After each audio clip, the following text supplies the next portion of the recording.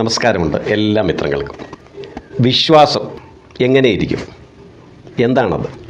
അതുണ്ടോ ഇല്ലയോ എന്ന് എങ്ങനെ അറിയാൻ കഴിയും? നമ്മൾ രാവിലെ എഴുന്നേൽക്കുന്നത് പോലും ഒരു വിശ്വാസത്തിൻ്റെ ബലത്തിലാണ്.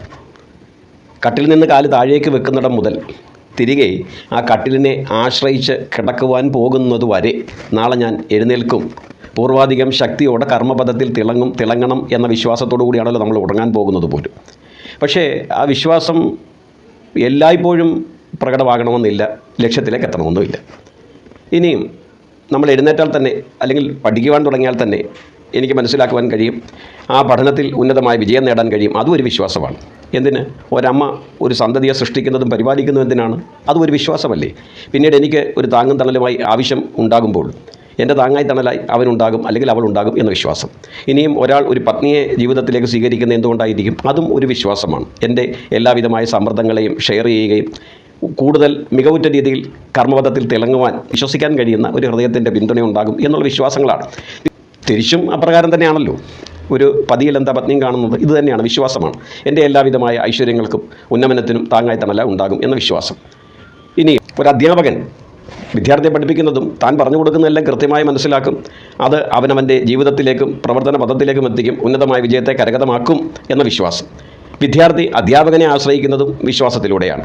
ഒരു കർഷകൻ കൃഷി ചെയ്യുവാൻ തുടങ്ങുന്നതും വിശ്വാസത്തിലൂടെയാണ്. ഒരു ഡോക്ടർ തൻ്റെ പേഷ്യൻറ്റിനെ ട്രീറ്റ് ചെയ്യുന്നതും പേഷ്യൻ്റ് ഡോക്ടറെ ആശ്രയിക്കുന്നതും വിശ്വാസമാണ്. ഈ വിശ്വാസം ആധ്യാത്മിക മേഖലയിൽ മാത്രമല്ലല്ലോ മിത്രങ്ങളെ, എല്ലാ മേഖലകളുമില്ലേ?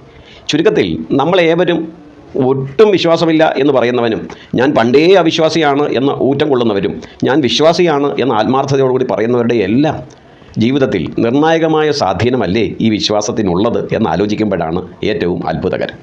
ഈ വിശ്വാസമില്ലെങ്കിൽ ജീവിക്കാൻ കഴിയുകയില്ല. പലരും പറയും ഞാൻ വിശ്വാസിയല്ല, എനിക്കൊരു വിശ്വാസമില്ല. ഇതൊക്കെ വെറും മിഥ്യയാണ്.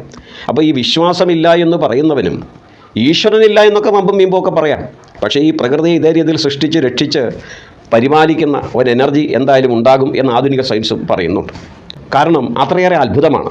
ഒരു സാധാരണ വ്യക്തിക്ക് ഡിസൈൻ ചെയ്യുവാനോ രൂപകൽപ്പന ചെയ്യുവാനോ പരിപാലിക്കുവാനോ നിരന്തരം നിലനിർത്തുവാനോ കഴിയുന്നതല്ല ഈ വിശ്വപ്രകൃതിയുടെ ഘടനയും അതിൻ്റെ മഹത്വവും അതിൻ്റെ ഡെപ്തും. അതുകൊണ്ട് തന്നെ തീർച്ചയായും അത്ഭുതകരമായ ശക്തി ഒന്ന് ഇതിൻ്റെ പിന്നിൽ ഉണ്ട് എന്ന് സയൻറ്റിസ്റ്റുകളിൽ തന്നെ ചിലരെങ്കിലും ആത്മാർത്ഥമായി വിശ്വസിക്കുന്നു. അതുകൊണ്ടായിരിക്കും നമ്മുടെ ISROയുടെ സയൻറ്റിസ്റ്റുകൾ പോലും റോക്കറ്റൊക്കെ വിക്ഷേപിക്കുന്നതിന് മുമ്പ് ചിലർ ആത്മാർത്ഥമായി ഈശ്വരനെ വിളിക്കുന്നതും ഭജിക്കുന്നതും. അപ്പോൾ അതൊരു വിശ്വാസമാണ്. എനിക്ക് പിന്തുണയായി ഒന്നുണ്ട്. ഞാൻ നൊന്ത് വിളിച്ചാൽ, ആത്മാർത്ഥതയോട് പ്രാർത്ഥിച്ചാൽ, എൻ്റെ സങ്കടം ഇറക്കി വെച്ചാൽ, എൻ്റെ അവസ്ഥയെ മനസ്സിലാക്കി എന്നെ അപായപ്പെടുത്താതെ ചതിയിൽപ്പെടുത്താതെ പരിപൂർണ്ണ